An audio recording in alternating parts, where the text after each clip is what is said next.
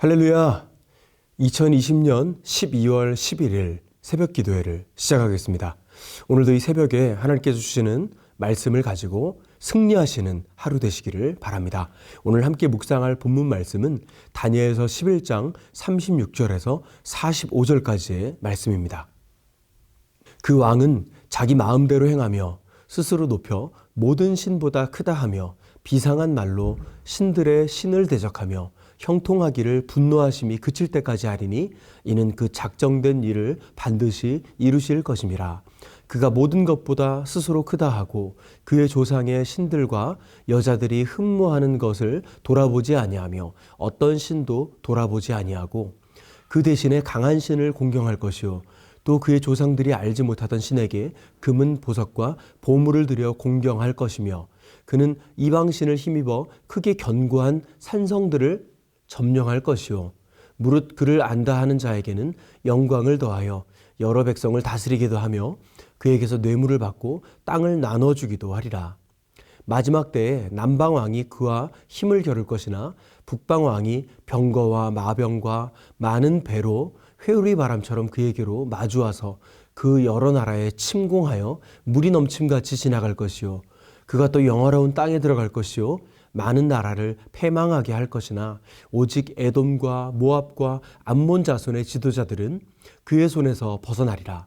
그가 여러 나라들의 그의 손을 펴리니 애굽 땅도 면하지 못할 것이니 그가 권세로 애굽의 금, 은과 모든 보물을 차지할 것이요 리비아 사람과 구스 사람이 그의 시종이 되리라.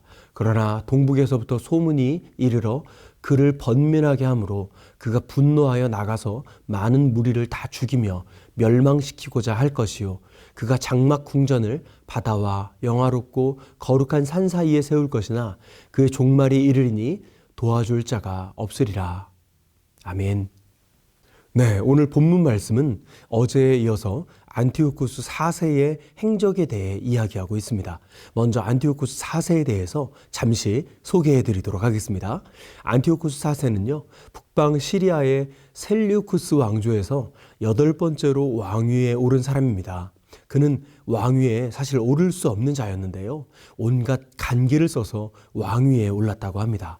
그는 애굽의 대부분을 정복하는 데 성공하는 등 세상적으로도 탁월한 능력을 나타내 보였습니다.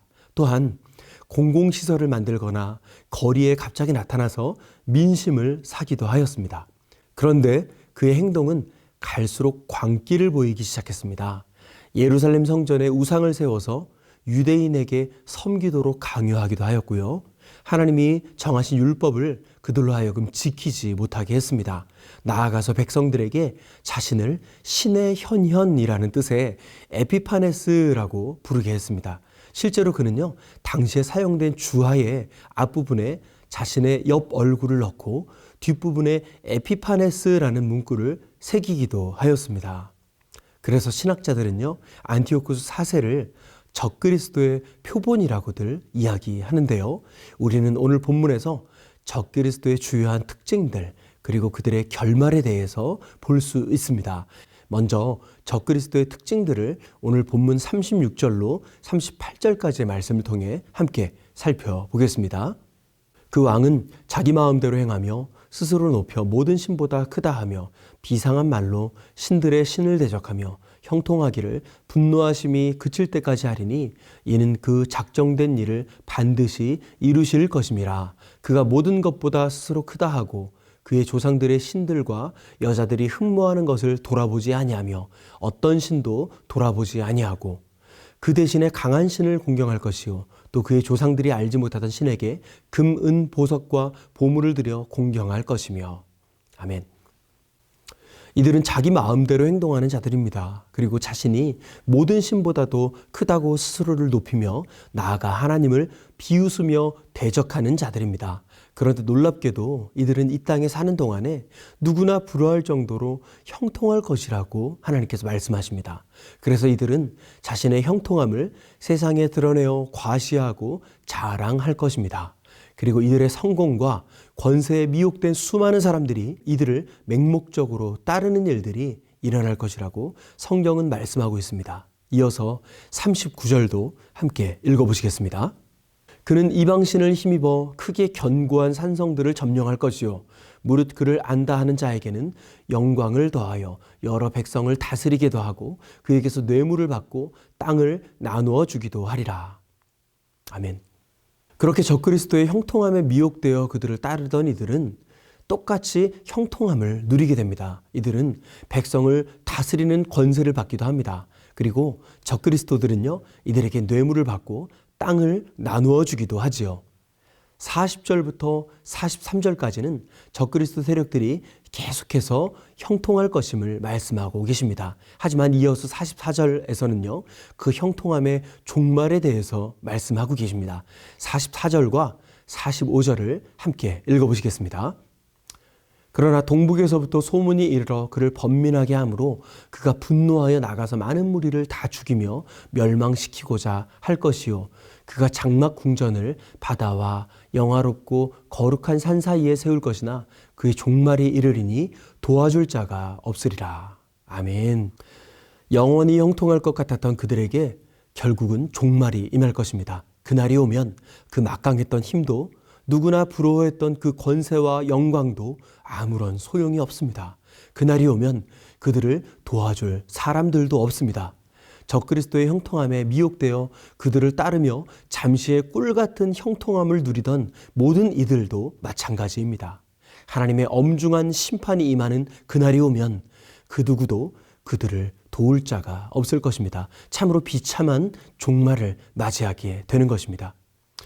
박영돈 목사님의 일그러진 성령의 얼굴이라는 책에 이런 내용의 글귀가 있습니다. 잠시 읽어드리겠습니다. 전에 어떤 기도원에서 한 목사가 이런 설교를 하는 것을 들었다. 예수 믿는 사람들은 모두 부자가 되어야 한다. 새방에 사는 이는 70평 빌라에 살고 티코를 타는 교인은 에쿠스를 타야 한다. 이런 기복적인 메시지는 십자가의 메시아보다 만능의 메시아를 선호하는 대중의 입맛에 딱 들어맞는다.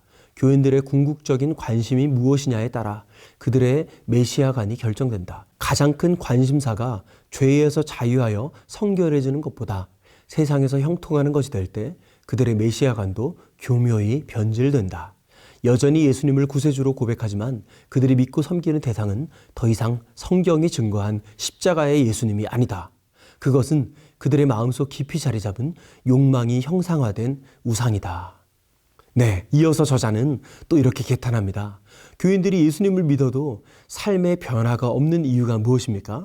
믿노라 하지만 그들이 실제로 믿는 대상이 십자가의 예수님이 아니기 때문입니다.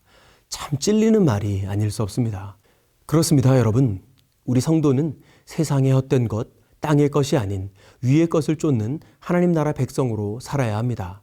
이 마지막 때의 유혹을 이기고 믿음의 싸움에서 승리하려면 어떻게 해야 합니까? 우리는 그 무엇보다도 매일 매순간 하나님을 가까이 하는 영적 교제에 익숙해져야 합니다. 여러분, 하나님 안에 있는 부요함을 경험한 사람들은 결코 세상의 부와 명예를 귀히 여기지 않습니다. 설사 자신이 부자라 할지라도 그 물질에 종노릇하지 않으며 그 물질을 하나님의 뜻대로 선용할 수 있게 되는 것입니다. 또한 세상의 그 어떤 크고 화려한 것에 그리고 사람들로부터 오는 그 인정의 마음을 빼앗기지 않게 되는 것입니다. 왜입니까? 하나님 안에 있는 것이 세상이 주는 그 어떤 것보다도 우리를 부욕해 함을 알기 때문입니다. 그것이 우리의 참된 양식됨을 경험적으로 알게 되기 때문입니다. 그래서 사도 바울은 빌립보서 3장 8절에서 과거 자신의 자랑이었던 모든 것을 배설물과 같이 여기게 되었다고 고백하고 있는 것 아닙니까? 오늘도 우리 하나님을 더 사랑하십시다. 우리의 들숨과 날숨조차 기도로 주님께 올려드리십시다. 그래서 오늘 하루도 그분 안에 거하며 영적인 풍요를 누리시는 저와 모든 성도님들 되시기를 간절히 소망합니다.